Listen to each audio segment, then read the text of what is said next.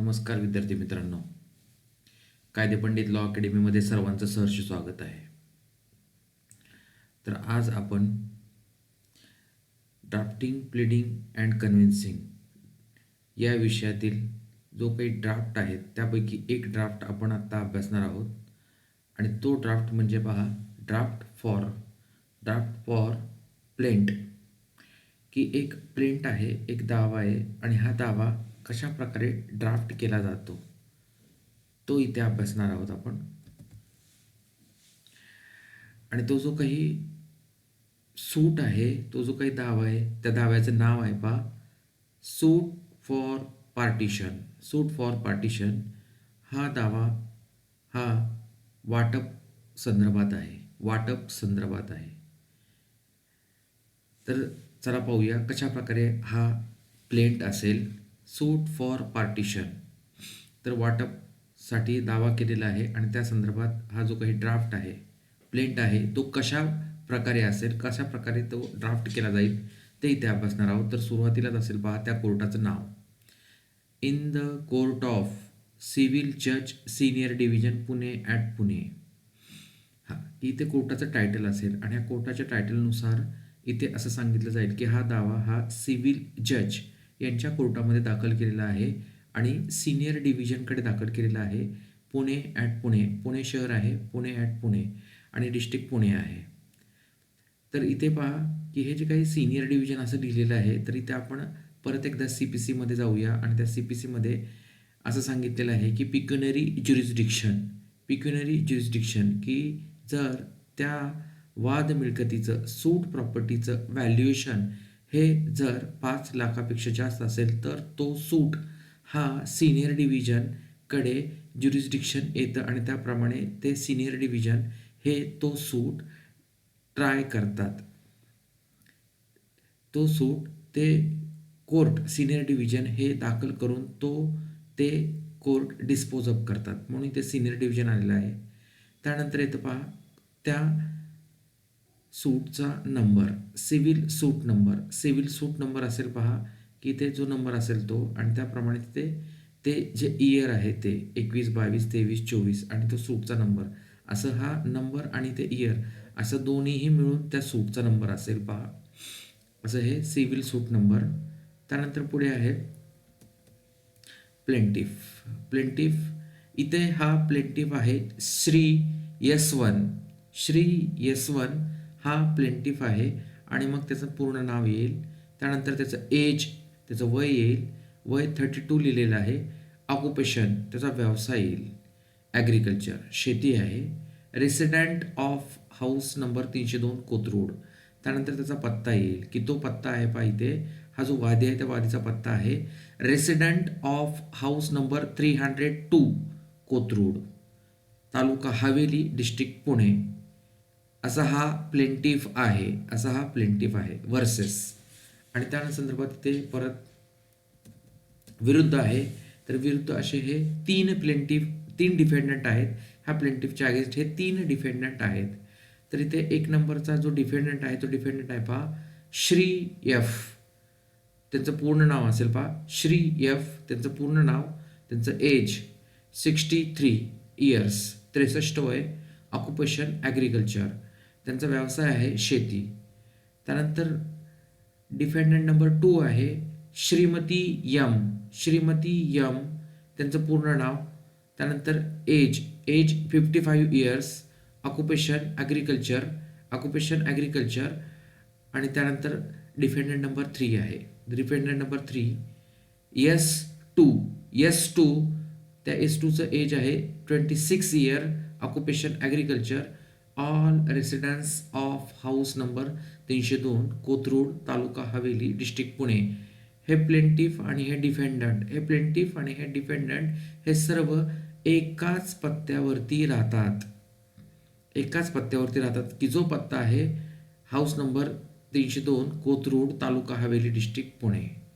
असं हे प्लेंटिफ आणि डिफेंडंट आहे. तर इथं आपण आत्तापर्यंत पाहिले कोर्टाचं नाव, सिव्हिल सूट नंबर, प्लेंटिफ S1, डिफेंडंट 3 आहेत, त्यापैकी श्री एफ, श्रीमती यम आणि श्री S2.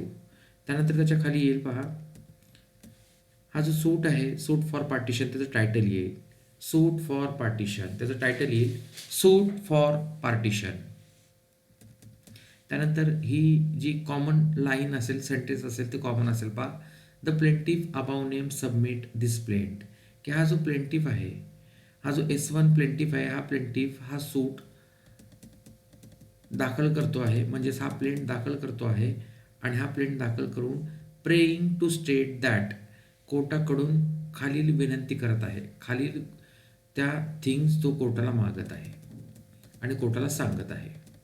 तर इथे आपण एक एक पॅरा पाहणार आहोत. त्यापैकी हा जो पार्टिशन सूट आहे, आणि या पार्टिशन सूटमध्ये सुरुवातीलाच इथे पॅरा नंबर 1 मध्ये पेडिग्री, पेडिग्री याचाच अर्थ आहे वंशावळ. वंशावळ, इथे वंशावळ इथे एक्सप्लेन केली जाईल. इथे हा पार्टिशन सूट आहे आणि या पार्टिशन सूटमध्ये जे काही प्लेंटिफ आहेत, जे काही डिफेंडंट आहेत, ह्या डिफेंडंटचं नातेसंबंध दर्शवणारा तो फॅमिली ट्री डायग्राम असेल, की ज्याला आपण पेडिग्री, वंशावळ म्हणतो.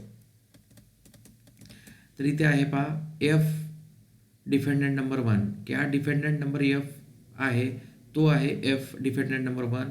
एम आहे डिफेंडंट नंबर 2, की प्रतिवादी क्रमांक 1 आणि प्रतिवादी क्रमांक 2, प्रतिवादी क्रमांक 1, प्रतिवादी क्रमांक 2 हे आई आणि हे वडील आहेत, फादर अँड मदर, आई आणि वडील आहेत. आणि हा जो प्लेंटिफ आहे S1, प्लेंटिफ आहे S1, म्हणजे हा मोठा मुलगा आहे, मोठा मुलगा की जो प्लेंटिफ आहे, वादी आहे. आणि हा डिफेंडंट आहे, हा लहान मुलगा आहे, दुसरा 2 नंबरचा भाऊ आहे, आणि तो आहे पहा डिफेंडंट नंबर 3. म्हणजे ते थोडक्यात हा जो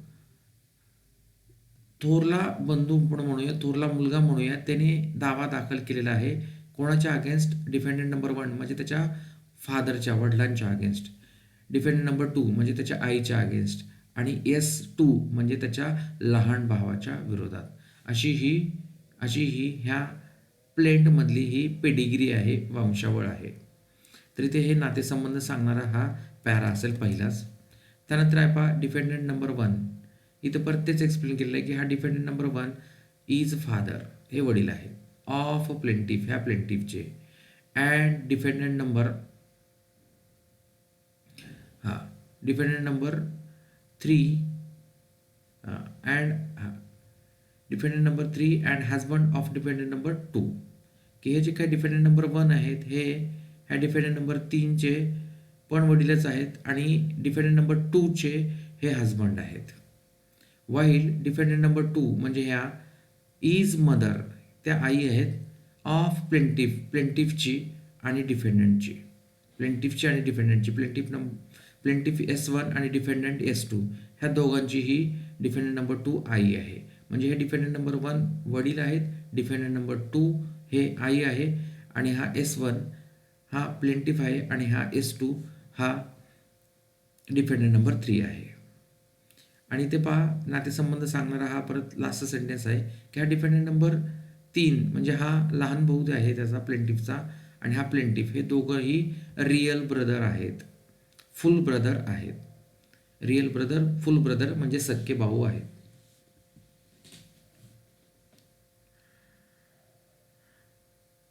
त्यानंतर पॅरा नंबर 2 मध्ये जसं की प्रत्येक पार्टिशन सूटमध्ये जो पॅरा नंबर 1 असेल, तो पॅरा नंबर 1 हा वंशावळ म्हणजेच पेडिग्री सांगणारा असेल, पेडिग्री सांगणारा असेल. त्यानंतर पॅरा नंबर 2 हा त्या मिळकतीचं, त्या सूट प्रॉपर्टीचा डिस्क्रिप्शन सांगणारा हा पॅरा असेल. म्हणून इथं पॅरा नंबर 2 आहे पहा, para number 2 description of property, किती दावा मिळकत आहे, ती वाद मिळकत आहे, की ज्या वाद मिळकतीमध्ये पार्टिशन हवं आहे, ती जी मिळकत आहे त्या मिळकतीचं वर्णन सांगणं आवश्यक आहे. आणि त्याकरता इथे पार्टिशन सूटमध्ये जो काही प्लेंट आहे, त्या प्लेंटमध्ये पॅरा नंबर 2 आहे, तो पॅरा नंबर 2 हा डिस्क्रिप्शन ऑफ प्रॉपर्टी आहे, की ती जी वाद मिळकत आहे ती कशा प्रकारे आहे, त्याचं डिस्क्रिप्शन काय आहे, आणि ती कुठे सिच्युएटेड आहे, हा सांगणारा para number 2. All that peace and parcel of land situated within registration division and district Pune, की ही जी काही लँड आहे, ही पार्टिशन सूटचा जो काही सब्जेक्ट मॅटर आहे, ती सब्जेक्ट मॅटर असलेली लँड आहे, प्रॉपर्टी आहे. ती प्रॉपर्टी आहे पहा, that all peace and parcel of land. ती जमीन ही सिच्युएटेड विदिन, ती ही सिच्युएटेड आहे रजिस्ट्रेशन डिव्हिजन की ते हे जे काही रजिस्ट्रेशन डिव्हिजन आहे अँड डिस्ट्रिक्ट पुणे, हां, जे काही रजिस्ट्रेशन विभाग, हां, नोंदणी विभाग, डिस्ट्रिक्ट पुणे, जिल्हा पुणे, सब डिव्हिजन, उपविभाग अँड तालुका हवेली, ह्या तालुका हवेलीमध्ये उपविभाग तालुका हवेलीमध्ये ती लँड सिच्युएटेड आहे. ती लँड सिच्युएटेड आहे विदिन लोकल लिमिट ऑफ, आणि ते जे लोकल लिमिट आहे ते लोकल लिमिट आहे पहा, पुणे म्युन्सिपल कॉर्पोरेशन. हां, पुणे म्युन्सिपल कॉर्पोरेशनच्या लोकल लिमिटमध्ये, हद्दीमध्ये ती लँड सिच्युएटेड आहे.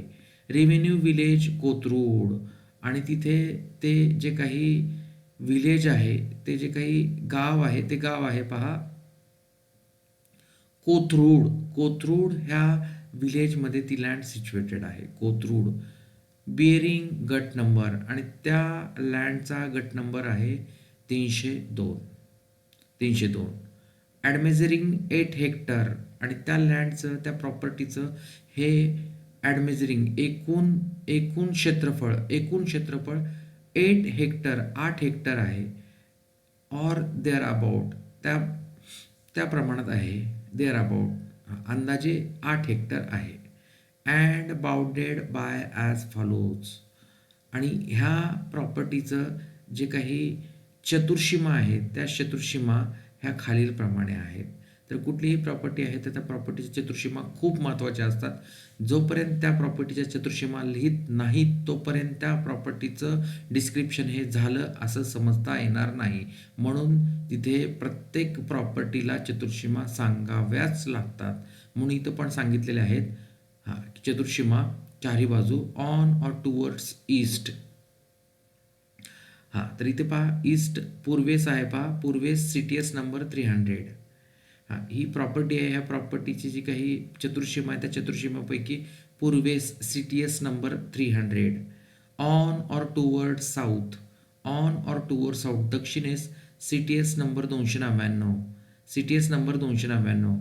ऑन ऑर टुवर्ड्स वेस्ट, हां, इथे वेस्ट आहे, पश्चिमेकडील बाजू आहे. हां, पश्चिमेकडील बाजू आहे पहा पब्लिक रोड आहे. आणि ऑन ऑर टुवर्ड्स नॉर्थ उत्तरेकडे नाला अशी ही प्रॉपर्टी आहे. अशी ही प्रॉपर्टीचं डिस्क्रिप्शन आहे. असा हा para number 2 regarding the description of property. त्यानंतर para number 3 that the property described in para number 2, की परिच्छेद क्रमांक 2 मध्ये डिस्क्राईब केलेली प्रॉपर्टी ही above originally belong to grandfather, की हा जो प्लेंटिफ आहे, प्लेंटिफचे जे काही ग्रँडफादर आहे त्या ग्रँडफादरची ती प्रॉपर्टी होती. हू डाईड, की ते ग्रँडफादर डाईड झालेले आहेत पहा जून 2000 रोजी. हां, की जून 2000 रोजी ते ग्रँडफादर डाईड झालेले आहेत आणि त्यांची ती प्रॉपर्टी आहे. ऑन हिज डेथ, त्यांची डेथ झाल्यानंतर suit property came to be devolved upon family of a plaintiff, आणि त्या ग्रँडफादरचा मृत्यू झाल्यानंतर ती सूट प्रॉपर्टी आहे, ही सूट प्रॉपर्टी ही डिव्होल्यूशन झालं, ते वारसा हक्काने परत ते त्या फॅमिलीला आलेली आहे बा, प्लेंटिफच्या फॅमिलीकडे डिव्होल्यूशन झालेलं आहे. आणि त्याप्रमाणे इथे प्लेंटिफ अँड डिफेंडंट या दोघांनाही ही प्रॉपर्टीचं डिव्होल्यूशन झालेलं आहे. ती प्रॉपर्टी परत ह्या दोघांकडे आलेली आहे, प्लेंटिफ आणि डिफेंडंटकडे. अँड सिन्स, आणि म्हणून defendant number 1 has managing the suit property as a karta of joint family, आणि तेव्हापासून हे डिफेंडंट नंबर 1 म्हणजे त्या प्लेंटिफचे वडील फादर हे त्या प्रॉपर्टीचे मॅनेज करतायत. मॅनेजिंग द सूट प्रॉपर्टी, ती सूट प्रॉपर्टी मॅनेज करत आहेत ॲज अ कर्ता म्हणून ऑफ जॉईंट फॅमिली, त्या जॉईंट फॅमिलीची कर्ता म्हणून काय करतायत ते मॅनेज करत आहेत. म्हणून ते हे म्हणजेच डिफेंडंट नंबर 1 हे त्या प्रॉपर्टीचे कर्ता आहेत. Para number 4, that since last 1.5 year, पाठीमागील 1.5 वर्षापासून, relationship between plaintiff's wife and defendant number 2 is so strain, की हा जो प्लेंटिफ आहे, ह्या प्लेंटिफचं परत लग्न झालेलं आहे आणि त्याला वाईफ आहे, आणि प्लेंटिफची वाईफ आणि प्लेंटिफची आई म्हणजे डिफेंडंट नंबर 2, ह्या दोघांमध्ये काय झालेलं आहे, सो स्ट्रेन, त्यांचं जे काही रिलेशन आहे, त्यांचे जे काही संबंध आहेत हे तणावग्रस्त झालेले आहेत. देर have been a frequent quarrel, आणि त्या दोघींमध्ये म्हणजे प्लेंटिफच्या पत्नीमध्ये, प्लेंटिफच्या आईमध्ये म्हणजेच डिपेंडंट नंबर 2मध्ये हे तणावपूर्ण संबंध असले कारणाने तिथे नेहमी भांडणं होत आहेत, क्वारल होत आहेत, frequently quarrels, and it finally become necessary for plaintiff to live apart. आणि म्हणून तिथं हे गरजेचं झालेलं आहे की इथे आता प्लेंटिफ हा तो वेगळं स्वतंत्र राहण्याकरता त्याला आवश्यकता भासलेली आहे, आणि त्याप्रमाणे त्यांनी फायनली तो डिसिजन घेतलेला आहे आणि त्याप्रमाणे तो सेपरेट राहत आहे, लिव्ह अपार्ट. पुढे para number 5, that the plaintiff accordingly called upon defendant, आणि त्याप्रमाणे ह्या प्लेंटिफने डिफेंडंट नंबर 1 म्हणजे त्याच्या वडिलांना काय केलेलं आहे, बोलवलेलं आहे. त्या दिवशी तिथे डेट लिहायची आवश्यकता आहे, टू इफेक्ट पार्टिशन, आणि त्याप्रमाणे त्यांनी तिथे पार्टिशन मागितलेलं आहे. तिथं त्यांनी काय केलेलं आहे, ती जी काही सूट प्रॉपर्टी आहे, सूट प्रॉपर्टी, त्या प्रॉपर्टीचं प्रॉपर्टीचं त्यांनी ही काय केलेलं आहे, पार्टिशन मागितलेलं आहे. पुढे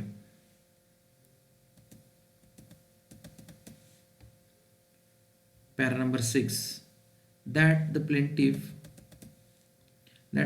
submit that defendant have obstructing. Para number 5, that the plaintiff accordingly call, त्यांनी बोलवलेलं आहे आणि त्याप्रमाणे इथे पार्टिशन मागितलेलं आहे, आणि त्याप्रमाणे तिथे ते पार्टिशन इफेक्ट करण्याकरता इथे ह्या प्लेंटिफने डिफेंडंट नंबर 1ला विनंती केलेली आहे. But he refuse to do so, परंतु डिफेंडंट नंबर 1ने म्हणजेच त्याच्या वडिलाने ह्या प्लेंटिफला म्हणजे त्यांच्या मुलाला काय केलेलं आहे, पार्टिशन देण्यापासून नकार दिलेला आहे, त्या सूट प्रॉपर्टीचं पार्टिशन करण्यापासून नकार दिलेला आहे, refuse to do so. Para number 6, that plaintiff submit that defendant have obstructing this plaintiff, की हे जे प्लेंटिफ असं सांगतो पुढे जाऊन की हे जे डिफेंडंट आहेत, प्रतिवादी आहेत 1, 2, 3, हे ऑब्स्ट्रक्ट करत आहेत, अडथळा निर्माण करतात plaintiff in enjoyment of a suit property, की ही जी सूट प्रॉपर्टी आहे, ही सूट प्रॉपर्टीचा आनंद घेण्याकरता, उपभोग घेण्याकरता हे जे काही डिफेंडंट आहेत, हे डिफेंडंट अडथळा निर्माण करत आहेत प्लेंटिफला, अलॉंग विथ देम, सर्वांनी एकत्र होऊन हे ऑब्स्ट्रक्ट करत आहेत, आणि म्हणून and this plaintiff has no other source of income, आणि त्याप्रमाणे इथे ह्या प्लेंटिफला दुसरा कुठलाही इन्कम सोर्स नाही, उत्पन्नाचं साधन नाही, except and save this the suit property, ही इतकीच सूट प्रॉपर्टी ही ह्या प्लेंटिफकडे आहे. ह्या प्रॉपर्टी व्यतिरिक्त प्लेंटिफकडे कुठलीही दुसरी प्रॉपर्टी नाही. त्यानंतर आहे पहा para number 7, that the plaintiff, परत प्लेंटिफ असं सांगतो की therefore served defendant a notice, त्याप्रमाणे ह्या प्लेंटिफने ह्या सर्व डिफेंडंटना एक नोटीस सेंड केलेली आहे, डेटेड, की तिथे तारीख लिहिणं आवश्यक आहे, डेटेड त्या दिवशी, आणि त्या नोटीसमध्ये असा उल्लेख केला की कॉलिंग अपॉन इफेक्ट पार्टिशन देण्याकरता, पार्टिशन मागण्याच्या उद्देशाने त्यांनी काय केलेलं आहे, नोटीस सेंड केलेली आहे त्या सर्व डिफेंडंटला.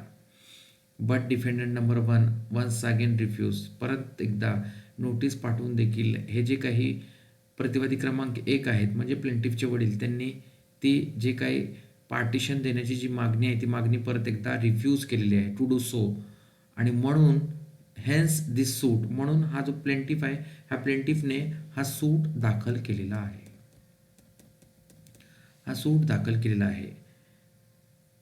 हेन्स दिस सूट, म्हणून हा सूट दाखल केलेला आहे. Para number 8, that the plaintiff and defendant are govern by Mitakshara school of Hindu law, की हा जो प्लेंटिफ आहे आणि हे डिफेंडंट्स आहेत ह्यांना सर्वांना Mitakshara school of Hindu law हा लागू होतो, आणि म्हणून अँड अकॉर्डिंगली म्हणून plaintiff is entitle 1/4 share in a suit property. म्हणून हा प्लेंटिफ या सूट प्रॉपर्टीमध्ये 1/4 हिस्सा घेण्याकरता तो एंटायटल आहे, त्याचा अधिकार आहे. 1/4 हिस्सा घेण्याकरता हा प्लेंटिफ एंटायटल आहे. हां, पुढे para number 9 that the cause of action. हां, तर इथं परत एकदा सांगतो मी की इथे जेव्हा आपण प्लेंट ड्राफ्ट करत असतो त्या प्लेंटमध्ये कॉज ऑफ ॲक्शनचा पॅरा असणं खूप महत्त्वाचं आहे. जर त्या दाव्यास कारण नसेल तर तो दावा हा डिसमिस होतो. कॉज ऑफ ॲक्शन नसेल तर, ज्याला आपण ऑर्डर नंबर 7-11 मध्ये आपण पाहिलं होतं. तर तिथे कॉज ऑफ ॲक्शनच नसेल तर तो दावा हा डिसमिस होतो. म्हणून कंपल्सरीली जेव्हा जेव्हा आपण प्लेंटचा हा ड्राफ्ट पाहतो किंवा प्लेंट जेव्हा जेव्हा ड्राफ्ट करतो तिथे हा क्लॉज, हा परिच्छेद, हा पॅराग्राफ येणं महत्त्वाचं आहे, मस्ट आहे. इथं पण हा प्लेंटिफने कॉज ऑफ ॲक्शनचा हा पॅरा नंबर 9 सांगितलेला आहे आणि त्याप्रमाणे तो ह्या पॅरामध्ये सांगतो आहे की ह्या दाव्याकरता, ह्या सूट करता कॉज ऑफ ॲक्शन काय झालं होतं. The cause of action for this suit first arose, की ह्या दाव्यास कारण की ह्या दिवशी ते अरोज झालं. When a plaintiffs demand for partition, की ह्या प्लेंटिफने पार्टिशनची डिमांड केलेली आहे. Was turn down by defendant, की जी त्या डिफेंडंट्सनी नाकारलेली आहे. Hence then been arising every day, आणि तिथून प्रत्येक दिवशी हे ह्या दाव्यास कारण आहे ते घडत आहे,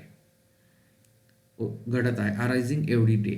and hence suit file today, आणि म्हणून ह्या वादीने हा सूट आज कोर्टामध्ये दाखल केलेला आहे. फाईल टुडे वेल विदिन लिमिटेशन, आणि त्याप्रमाणे इथे हा जो सूट आहे हा सूट लिमिटेशन पिरियडमध्ये आहे.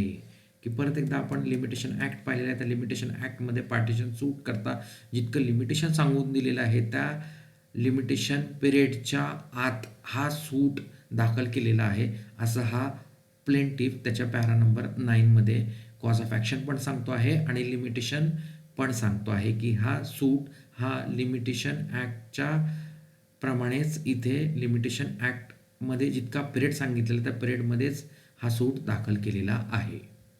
त्यानंतर आहे para number 10 that the property is situated within local jurisdiction of this court, local limits of jurisdiction of a court.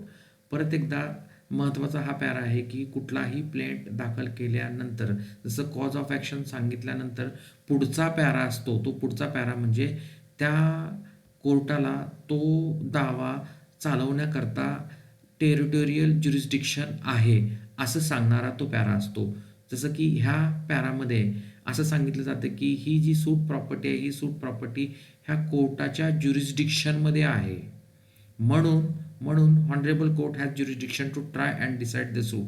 म्हणून मेहरबान कोर्टाला न्याय अधिकार क्षेत्र आहे की ज्यानुसार हे कोर्ट, हे मेहरबान कोर्ट हा सूट ट्राय करू शकतं आणि डिसाईड करू शकतं. Try and decide.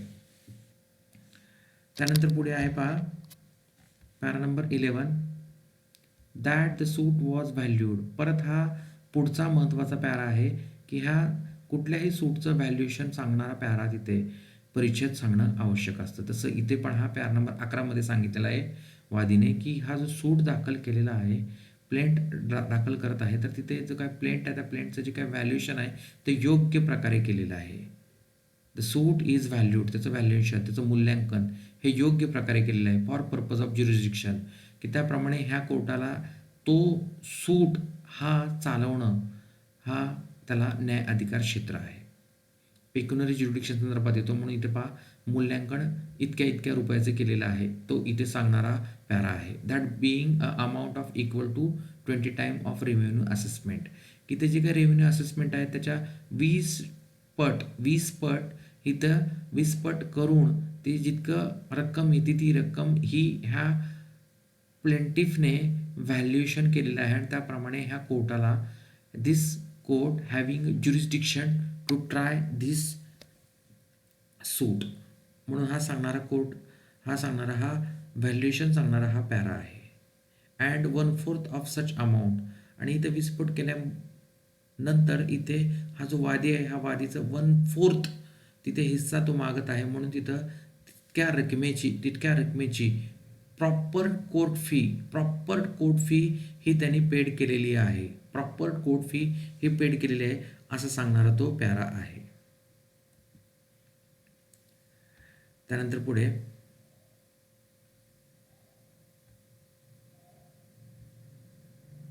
Last para असेल पहा, पॅरा नंबर 12 आणि तो असेल पहा प्रेयर क्लॉज असेल, विनंती असेल. तर हा प्लेंटिफ ह्या कोर्टाकडून काय विनंती करत आहे, काय मागणी मागत आहे हा सांगणारा पॅरा नंबर 12 आहे. That the plaintiff therefore praise that, prayer करतो, विनंती करतो कोर्टाला हा प्लेंटिफ. 1 नंबर आहे विनंती. It be declared that plaintiff is entitled to 1/4 share in a suit property, की हा जो वादी आहे ह्या वादीला घोषित करण्यात यावं आणि त्याचा हक्क आहे असं घोषित करण्यात यावं. 1/4 शेअर त्याचा हिस्सा 1/4 आहे इन अ सूट प्रॉपर्टी, ह्या सूट प्रॉपर्टीमध्ये, ह्या दावा मिळकतीमध्ये वादीचा 1/4 1/4 हिस्सा आहे असं हे कोर्टाने जाहीर करून द्यावं, अशी त्याची पहिली मागणी आहे. त्यानंतर नंबर 2 आहे the plaintiffs 1/4 share be divided and given in possession, की त्याचा तो 1/4 शेअर हा विभागण्यात यावा आणि त्याचं पोझिशन, त्याचा ताबा ह्या प्लेंटिफला देण्यात यावा, अशी हे त्याची दुसरी मागणी आहे.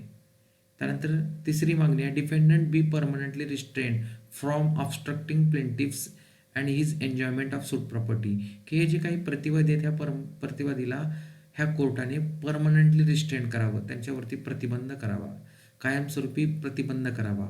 फ्रॉम ऑब्स्ट्रक्टिंग दिस प्लेंटिफ, की ते जे प्रतिवादी हे ह्या प्लेंटिफला ऑब्स्ट्रक्ट करत आहेत तर ऑब्स्ट्रक्ट करण्यापासून प्रतिबंध करण्यात यावं. आणि ते कसं असेल पहा, परमनंटली रिस्ट्रेन, की इथे पुढे ह्या वादीला, ह्या प्रतिवादीने कधीही रिस्ट्रेन करू नये, ऑब्स्ट्रक्ट करू नये असं हे जो प्लेंटिफ आहे प्लेंटिफ त्याच्या 3 नंबर प्रेयर क्लॉजमधून मागत आहे, जेणेकरून त्याला ती सूट प्रॉपर्टी ही एन्जॉय करता येईल, विना अडथळा ती सूट प्रॉपर्टी एन्जॉय करता येईल.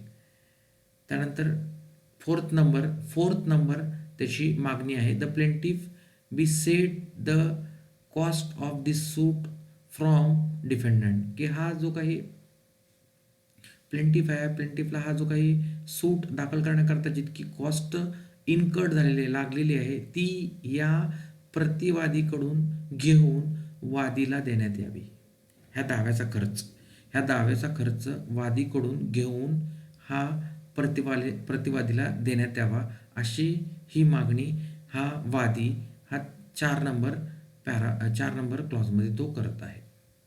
त्यानंतर लास्ट आहे पहा, any other order in the interest of justice be kindly passed, न्यायाच्या दृष्टीने आणखीन कुठल्याही योग्य असे आदेश जे कोर्टाला योग्य वाटतात ते ह्या कोर्टाने पास करावे, अशी ही विनंती त्याच्या 5 नंबर क्लॉजमध्ये तो करत आहे. असा हा प्रेयर क्लॉज आहे. त्यानंतर पुणे डेट, त्यानंतर सिग्नेचर ऑफ अ प्लेंटिफची सिग्नेचर असेल, त्यानंतर ॲडव्होकेट फॉर प्लेंटिफ आणि त्या ॲडव्होकेटची साईन असेल, आणि लास्ट आहे पहा व्हेरिफिकेशन, ज्याला आपण प्रतिज्ञालेख म्हणतो. जसं की आपण CPC पण तो ऑर्डर रूल पाहिलेला आहे की प्लेंट झाल्यानंतर त्याचं व्हेरिफिकेशन प्रतिज्ञालेख असणं आवश्यक आहे. तर इथे प्रतिज्ञालेख आहे मी श्री हा plaintiff S1 the present plaintiff यातील वादी do hereby state solemn affirmation, की सत्य प्रतिज्ञेवरती कथन करतो की that content of this plaint, की ह्या प्लेंटमधले जे काही कंटेंट आहेत पॅरा नंबर 1 ते 12 आर ट्रू अँड करेक्ट, खरे व बरोबर आहेत, to the best of my knowledge, माझ्या नॉलेजप्रमाणे, माझ्या माहितीप्रमाणे, अँड बिलीफ, माझ्या समजुतीप्रमाणे खरे व बरोबर आहेत.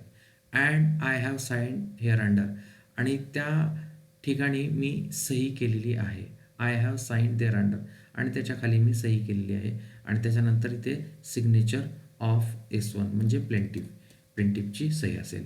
अशा प्रकारे हा सूट फॉर पार्टिशनचा हा ड्राफ्ट आहे. तर परीक्षेत जर तुम्हाला विचारलं की explain in detail or draft in detail suit for partition, suit for partition या सूटचा, ह्या पार्टिशन सूटचा ड्राफ्ट लिहा असं जर क्वेश्चन आला तर तुम्हाला हा जो काही आत्ता आपण अभ्यासलेला ड्राफ्ट आहे तो ड्राफ्ट पूर्णपणे व्यवस्थित लिहिणं अपेक्षित आहे.